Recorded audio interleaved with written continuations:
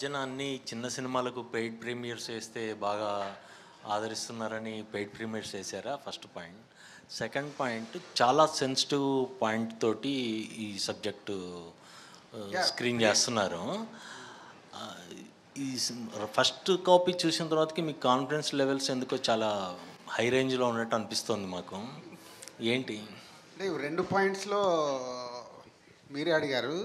ఒకటి, paid premier అనేది ఇప్పుడు 7th రిలీజ్ అనుకో, 6th షో వేయడం వల్ల కొంత పర్సంటేజ్ ఆఫ్ ఆడియన్స్ సినిమా చూస్తున్నారు. అంటే 6 గంటలకు షో వేస్తే 9 గంటలకు అయిపోయిన తర్వాత వాళ్ళు చూసి ఆ సినిమా గురించి సోషల్ మీడియాలో ఏదైనా యాడ్ అవుతే, అది మంచి సినిమా అవుతే ఆటోమేటిక్గా సినిమాకి ప్లస్ అవుతుంది.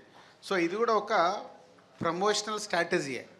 బాగలేదనుకో బ్లాస్ట్, ఇంకా 7వ తారీఖు కూడా రాడు.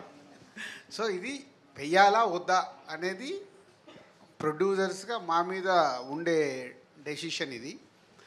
పోతే చిన్న సినిమాలకి ఇది ఒక మంచి స్ట్రాటజీ. ఎందుకంటే ఈ రోజుల్లో చూస్తున్నాం, అంటే నిజంగా చూడడం కాదు, భయం వేస్తుంది.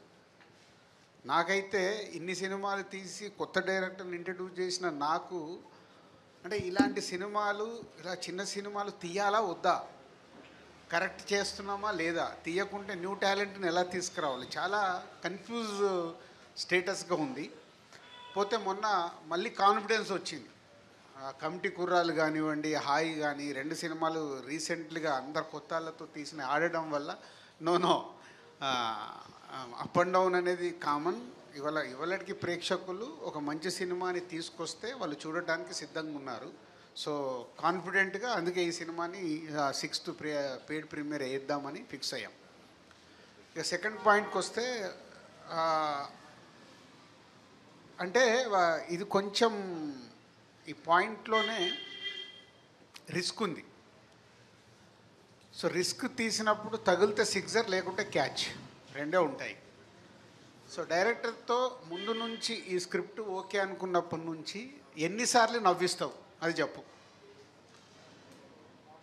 సో ఆయన స్క్రిప్ట్లో రాసుకున్నప్పుడే హీరో క్యారెక్టర్ కానీ, హీరో పక్కన ఉండే వెన్నెల కిషోర్ గారి క్యారెక్టర్ కానీ, అలాగే హీరో ఫ్యామిలీలో ఫాదరు, మదరు, బామ్మ క్యారెక్టర్ కానీ, అలాగే హీరోయిన్ క్యారెక్టర్ కానీ బాగా డిజైన్ చేశాడు. అంటే సినిమా చూస్తున్నంతసేపు సరదాగా నవ్వుకుంటూ ఎంజాయ్ చేస్తూ సినిమా కంప్లీట్ అయిపోయేటప్పుడు బయటకు వచ్చేటప్పుడు ఒక క్వశ్చన్కి answer.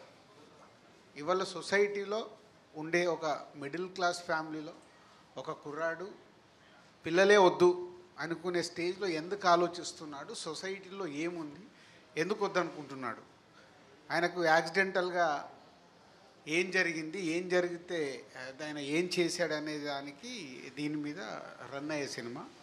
So good sign is a humour, ఫన్తో జరిగే సినిమా.